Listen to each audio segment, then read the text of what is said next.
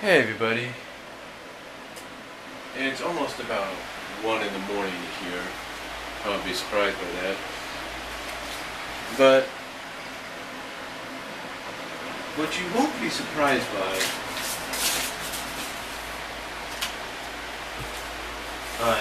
or maybe some of you might be surprised by this, but some of you won't be, is I'm about to read off a couple of reviews. Now you might say, now I know you're thinking, oh great, here he goes again. He's going to read off the negatives and all that, right? Wrong.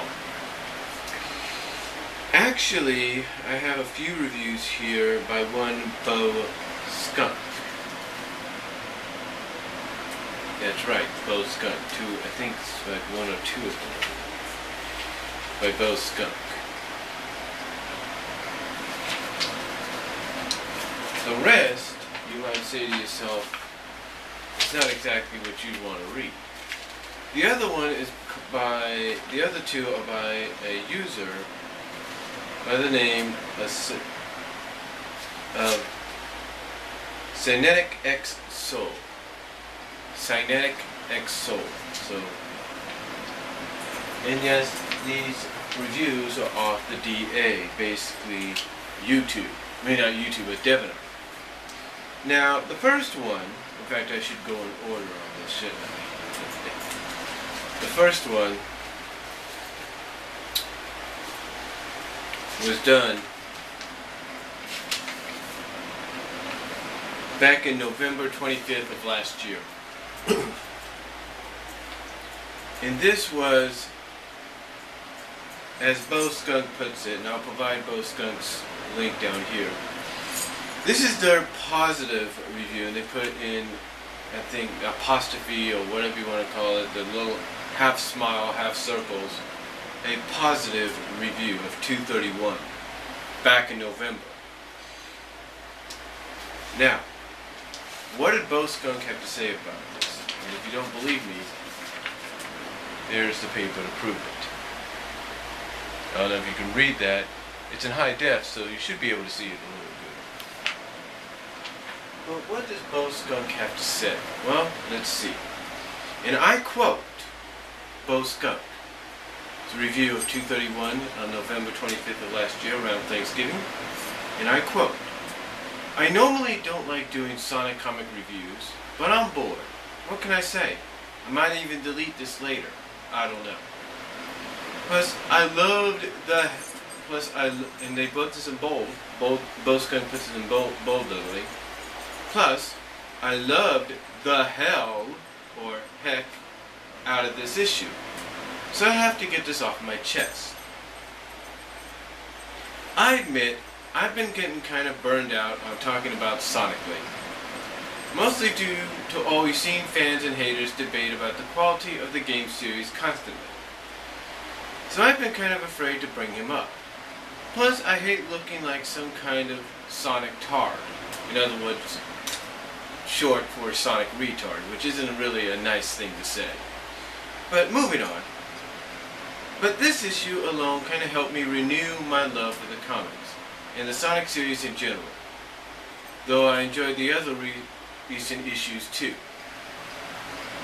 I'll try not to spoil too much, but be warned of some minor spoilers below. Which I'm pretty sure by the time people watch this, they pretty much know what the comic was about, if they haven't already. You can feel free to voice your opinion on the issue in the comments below, though of course. Okay, you can feel free to voice your opinion on the issue in the comments below. Though of course. That's what it meant. And again, I'll provide a link to this. Please spare me the trolling and typical Archie Sonic comic sucks. My crappy fanfics are better remarks. They'll be ignored. And don't get mad if I don't respond to all your opinions and remarks. And such. Also, I don't really like to debate about if the series is good or bad, honestly. So don't bother trying to give me long lectures on how horrible the series is. I'm just not geeky enough to care. If you don't like the comics, then that's cool. But leave it at that. Let me, capitalizes me, enjoy them. I admit I feel it's had its good and bad points, but I can still overlook the bad and enjoy the good moments. And still appreciate the series for what it is personally. Hedgehogs are not serious business. Stop treating them as such. Thank you. Anyway, on with the review. And they put on with the review in bold. Overall, I loved 231. In regards to fans feeling we don't see enough characters in the comics, this issue has a lot, capitalizes a lot, of characters appearing in it. Even briefly, like Bunny, Antoine, Cream, her mom, Amy Rose, Big the Cat, Naugus, etc. And some of them actually do something contributing to the story, even if some things were pretty minor or building up to the next issue. Which is pretty cool to see. See? They have other characters appear. Which is nice because we haven't seen a lot of them lately. Naugus even gets a brief short story after the main story in this issue. I don't know why, but this issue felt longer to me than some other recent issues. Did in a good way. I've seen some Sally fans worried about her being offed lately, due to what's been happening to her lately, one of them being roboticized. But honestly, if she is or not, I'll accept it in the comic. I'm a Sally fan, not a fanatical one, though, and I like Amy too. And I'm actually pleased with the idea of her going mecha for a while, that being Sally. While Sally's one of the more liked characters in the comics, and Satayam, excuse me for a second while I get a drink of Coke here.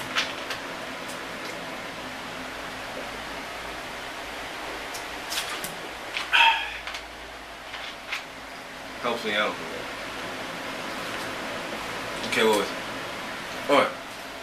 While Sally's one of the most liked characters in the comic, and Satayam, at the same time she's one of the most controversial as well. I'm tired of some fans complaining she's getting too much spotlight in the comic, which I admit is sort of true in the past 5 or 6 issues. Though Rotor, Bunny, Silver, and several other characters have had their moments recently too. Ooh, I feel. Okay, oh wait a minute. In the half smiles they put, though Rhoda, Bunny, Silver, and several other characters have had their moments recently too, I feel. And it does kind of put her out of the way, perhaps only temporarily, so don't be too upset, Sally/Satayam fans. So both Sally fans and people who don't care for her can cool down a bit. If they feel they're being overexposed to her, okay,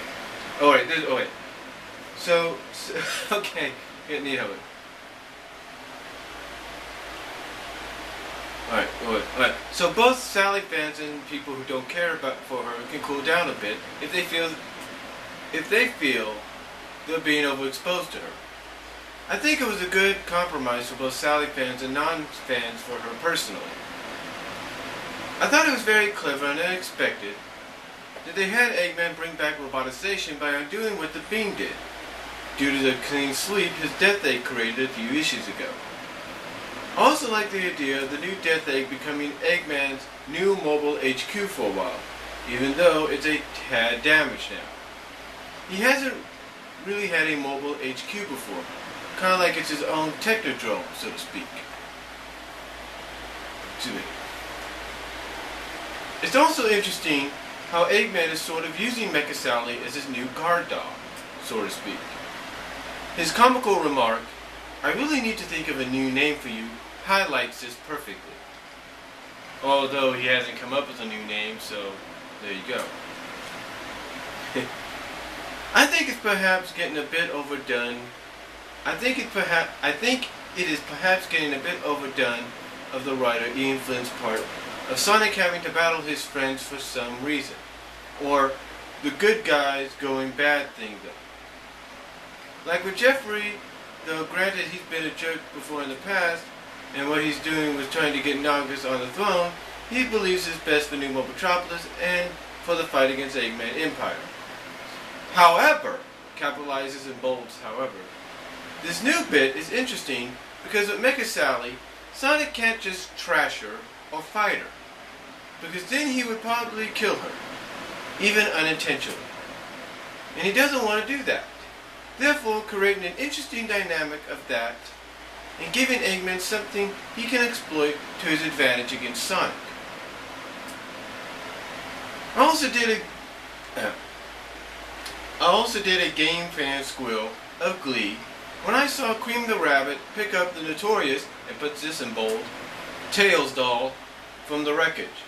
I was never expecting Ian and Paul to make that obscured Sonic R game character canon to the comics ever, capitalizes ever.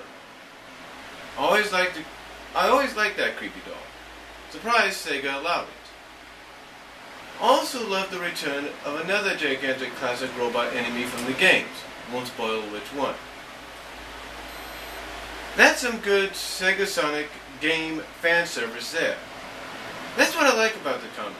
It has elements from both the games and SatAM series, as well as some unique things of its own.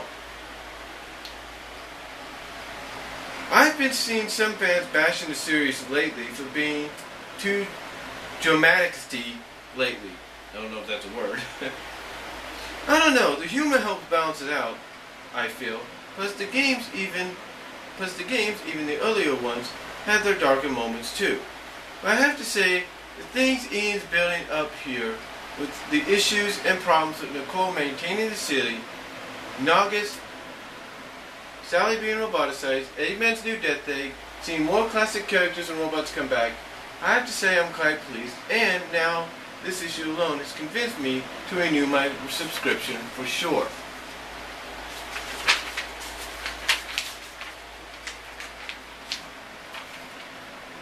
I know it all sounds complicated, but even if you missed the past issues or past year or two of Sonic comics, you could still pick up 231 and still get a good idea of what's going on just by reading it, I feel. Or just by reading it, I feel. That's why I prefer writer Ian Flynn over the past writers of the comic. He makes things more straight to the point and easy to grasp most of the time, while at the same time giving the series depth, though he has messed up on that before in some issues as well. Nobody's perfect. I prefer that over explaining things in the comic constantly. Also, major, and they capitalize major, kudos to Ian and artist Jonathan Dubs Gray for the hilarious, perhaps even nightmarish, or perhaps even nightmare-fuelish off-panel comic at the end of the issue. That was one of the best ones he's drawn so far, and it made me chuckle. Also, did I forget to mention this was a good issue?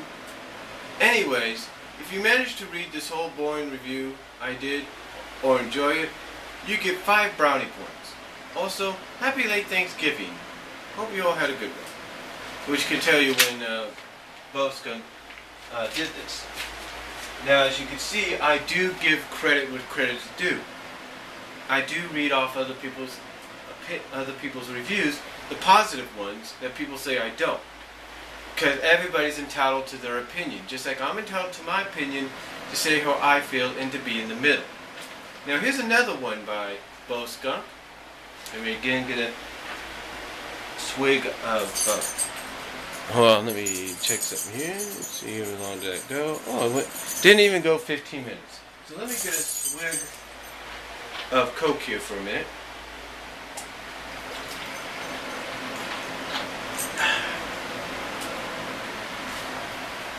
Now this one is also by Beau-Skunk, as you can probably see here. And you can see the title there too.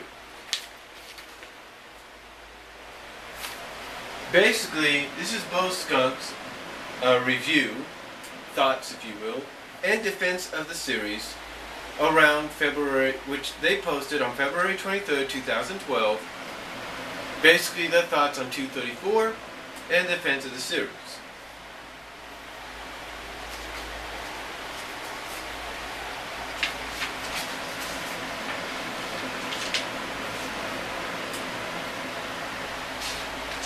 Note, quote, note, there'll be spoilers below for 234 and a few recent issues before that. Let me just start off by saying Ian Flynn is not the devil, guys. You know what I mean. If people are allowed to whine about the series, I feel I should be allowed to do so in favor, capitalized favor, of the series as well, right? I don't know. I'm tired of always keeping quiet about the series with all the haters on DA and other sites. So if you get offended by a different point of view from your own, don't read. That was quotated together, if you know what I mean, kind of off to the side, half circle kind of deal. Alright, here we go. And I quote. They start off with, I think, the thoughts on the defense of the series. And I quote, allow me to touch on a few complaints. Allow me to touch on a few complaints about the Sonic Archie comic series recently. How come when the Sonic gets dark it's bad, but when Sad AM or the games get dark, that's okay? I think it's ironic a lot of complainers are Sad AM fans because of that. No offense, I'm a fan of that series too. Not to mention they killed off characters in those too. Granted, they were unimportant one-shot ones like Cat or Mario Robotnik. And honestly, if you guys think the comics are too dark, now you really need to read more literature or look at every other comic book out there. Sonic is nowhere near being Batman dark. Heck, Ken Pender's older stories were much darker in dramaticity than Ian's, I felt. Honestly, even Harry Potter was much darker than this, if you ask me. People didn't quit on that series when bad things started happening to the good guys, and that, when main characters died, and when the bad guys were given the advantage and such. Plus the heroes bounced back, so to speak. Even fans of the character Dumbledore didn't quit the series when you know what happened to him. Robotnik kills Dumbledore. How come that same logic isn't applied to Sonic? Perhaps because it's still an ongoing series and Harry Potter ended.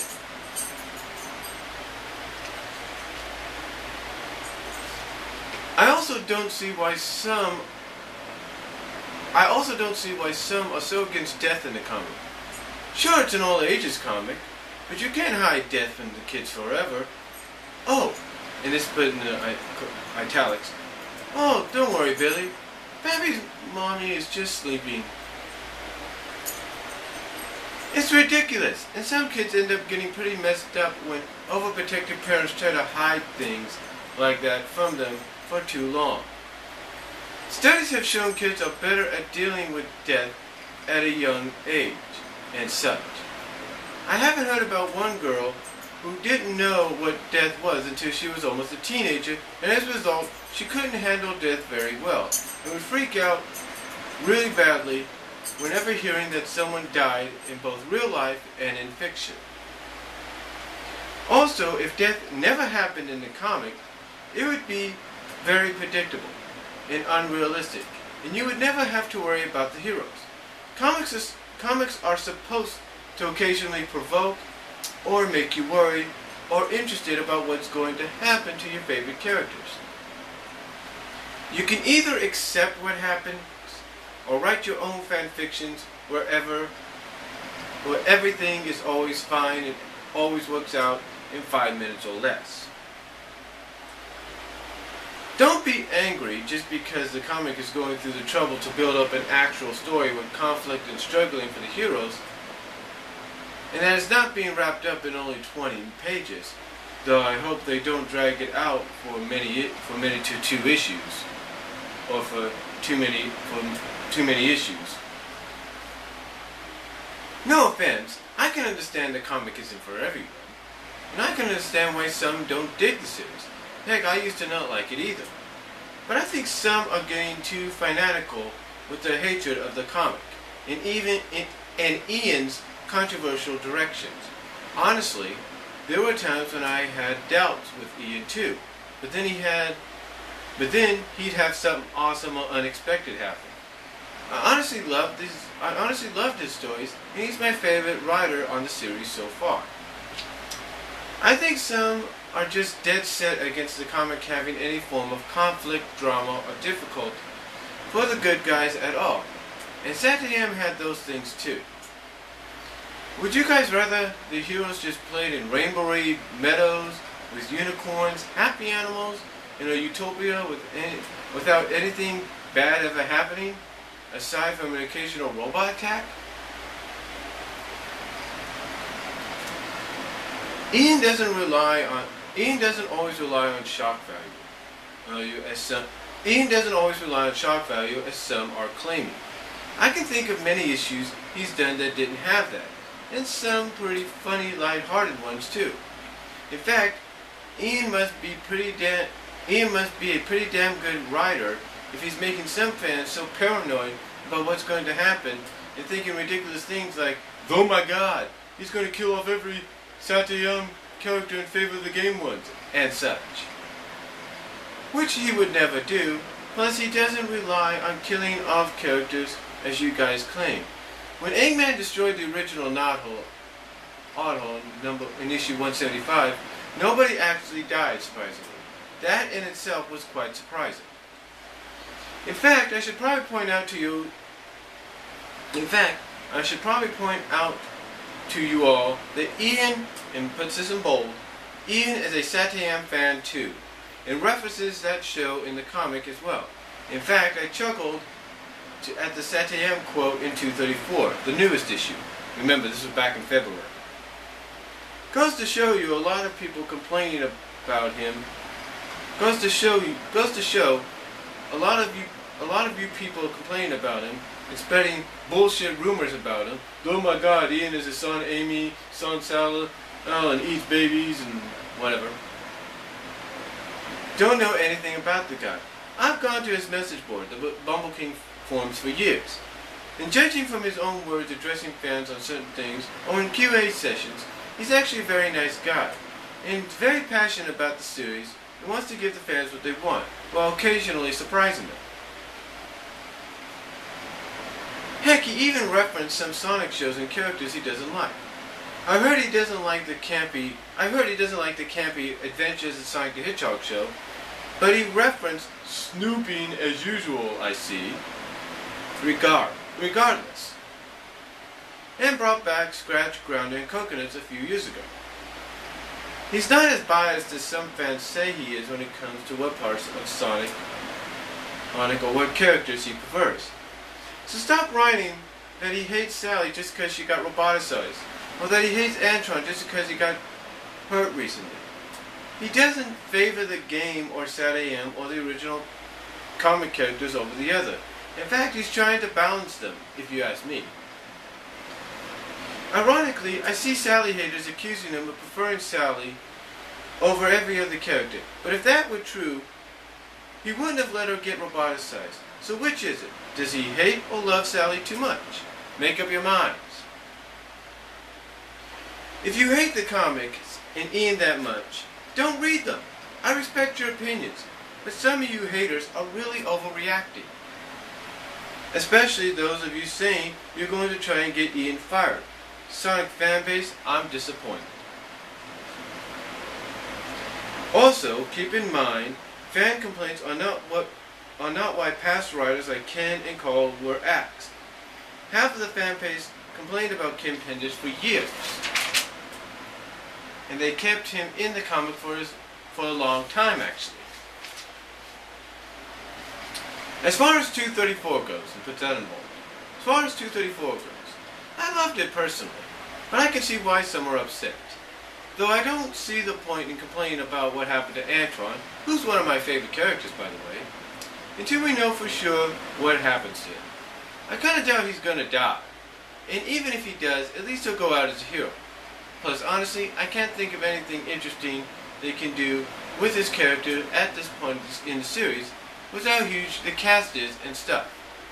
Same goes for Sally if she doesn't get de-roboticized or something somehow. I love both Sally and Antoine, but I don't read the series solely for them. Though I suppose it would be sad to add for Bunny considering she's married to him and all, so I wouldn't actually want to see Anne go, and I hope he'll be alright. Speaking of Bunny, I admit I have mixed feelings about her being roboticized. Speaking of Bunny, I admit I have mixed feelings on her being de-roboticized. A wizard did it, nyuk nyuk. Or, a wizard did it, nyuk nyuk. How's that? But it's kind of interesting to see her having to cope without her robotic limbs, abilities, and stuff. I'm interested to see if this is only temporary, or what they're going to do with her character. I think you need to be a bit more optimistic about the series. I'm perhaps the most optimistic fan of the comic you'll probably find on DA. I admit, I feel it's fine for people to critique things they don't like about the comic. I've done that too. And maybe Ian is kind of dragging the dramacity a bit out for too long. But I've read every issue Ian's written for, and he's never let the dramacity last too long. I'm sure eventually things will get better for the heroes and they'll bounce back. Besides, if they went quickly and de-roboticized Sally, gave Nargis the boot out of New Metropolis and fixed everything so quickly, it'd be pretty dull if you ask me. As for me, I'm just going to enjoy the ride Ian's taking us on, and see where he's going with all the Mecha Sally, King Nargis, Death Egg returning, and such stuff happening in the comic now. I'm more so interested in waiting and seeing what happens than complaining about trivia things. Plus, I hear the comics are still selling well. Ian, Paul, and Archie Comics must be doing something right. And again, that is another review on Devon Art by Beau-Skunk. And again, let me exercise what I just said. Beau-Skunk pretty much said it themselves here. And let me read it. They have a right to their opinion, just like anybody else does. Just like Ezekiel 300, you have a right to yours. Jonathan 83X, Laser X5, you have a right to yours. And such. Digimon 11, you have a right to yours. Everybody has a right to their opinions on how they feel and don't feel about the comic. You know, if some feel the comic's not going the way they want, then that's their opinion. Leave them be. You know, if you feel, hey, if the other people, like Beau-Skunk and a few others feel, and others out there, I should say, feel it's going great, and we just have to let Ian do his thing, and basically feel like, hey, let Ian do his thing, then so be it. Let Ian do his thing. The point I'm trying to make is this. I am middle grounded. If I wasn't middle grounded, I'd be saying bad things about the comic and all that, or basically, I'd be choosing one side. Let's just put it that way. Either it would be bad things or good things, whatever. I'd be choosing one side. But I'm not. I've already come out and said what I've said. The three things that I don't like. Sally being roboticized, not knowing about Antoine's fate, and not knowing what they're doing with Bunny. Those are the only things that got me, that I'm kind of up in the air about right now. Well, the Sally being roboticized deal, I don't like. But here's my solution.